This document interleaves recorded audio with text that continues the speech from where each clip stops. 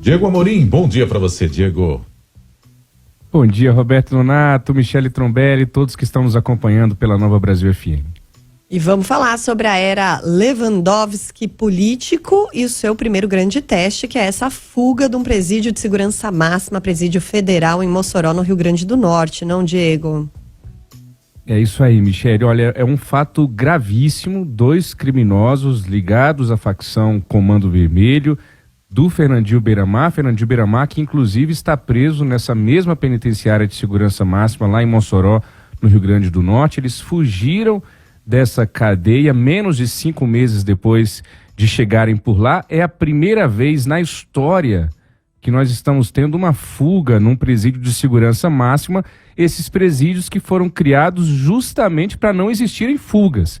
Então, neste caso, não cabe aquele argumento, olha, para tudo tem uma primeira vez, acontece, presídio tem fuga mesmo. Nesse caso, não cabe esse argumento, porque essas cadeias de segurança máxima foram criadas para não haver fuga. É como se a gente não tivesse música boa brasileira tocando na Nova Brasil. Pode acontecer? Pode, mas não é para isso. A Nova Brasil foi feita para tocar o melhor da música brasileira. Esses presídios foram feitos para não terem fuga. Se teve fuga, aconteceu uma coisa muito, muito grave. Ricardo Lewandowski, que acabou de assumir o Ministério da Justiça e Segurança Pública no dia 1º de fevereiro, tem sim o seu primeiro grande teste diante dele. Ele precisaria, e teve de ontem para hoje, ter uma resposta muito rápida, e não somente rápida, mas uma resposta firme. Ele afastou de imediato toda a cúpula da penitenciária de Mossoró. Era o mínimo que deveria ser feito, mas vamos aplaudir o que foi feito de bom. Mas assim, é o básico, afasta todo mundo, coloca o interventor, que foi o que ele fez, mandou o secretário nacional de políticas penais, que já desembarcou em Mossoró. Se eu fosse o ministro, eu também pegaria um avião hoje e iria até lá.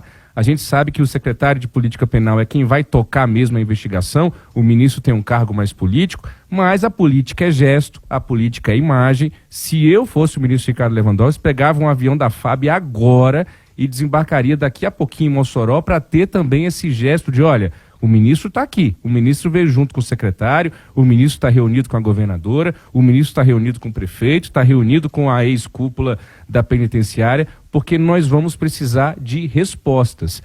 O ministro Ricardo Lewandowski também vai precisar entender, e espero que a essa altura ele já tenha entendido, que ele não é mais ministro do Supremo Tribunal Federal. Agora ele é um ministro do Executivo do governo Lula.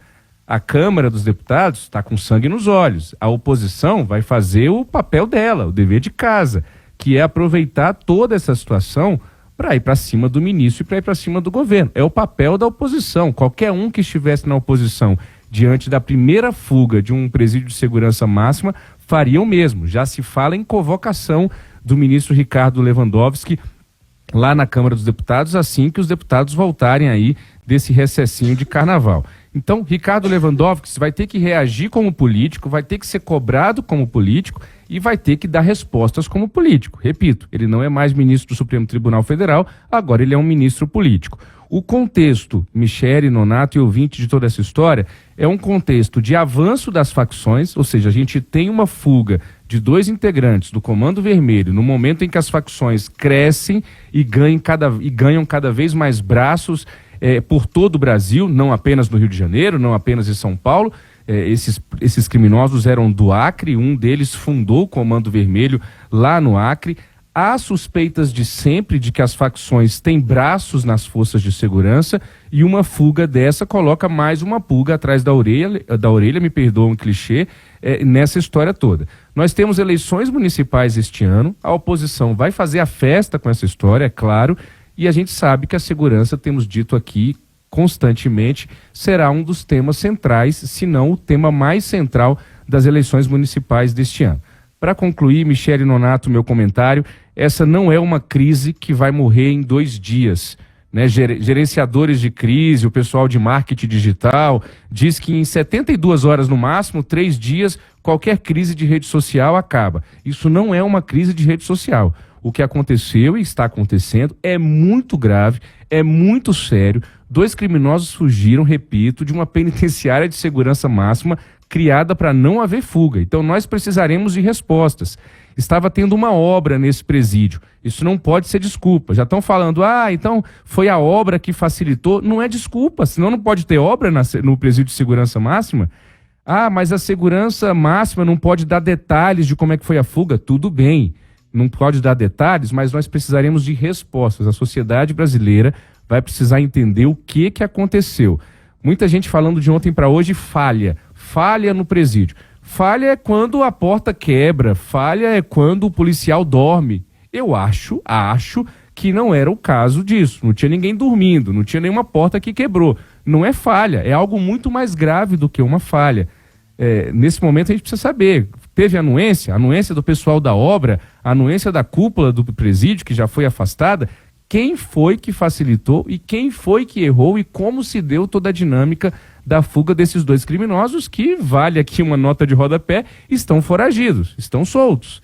Serão capturados? Serão presos? Aonde eles estão? Para onde eles vão? O que eles vão fazer depois dessa fuga? Para concluir mesmo, também vi a notícia de que o Ministério da Justiça, por meio do Ricardo Lewandowski e sua equipe, já vão mandar 48 carabinas e 40 fuzis novos lá para o presídio de Mossoró. Muito bem, parabéns, legal, bacana, mas não é isso. Pode colocar 50 mil tanques ao redor dessas penitenciárias se a gente não souber exatamente o que aconteceu. Porque o mais grave, repito, não é uma falha técnica, não é uma falha humana, é todo o contexto de que essas facções estão com braços dentro das forças de segurança, Nonato. Perfeito. Diego, obrigado, viu? A gente vai seguir monitorando essa situação, porque, como você disse, vai continuar se desenrolando, seja na parte política ou na parte criminal, que seria o que todo mundo quer, a captura desses dois fugitivos. Muito obrigado. Até amanhã, Diego. Até amanhã. Um ótimo dia.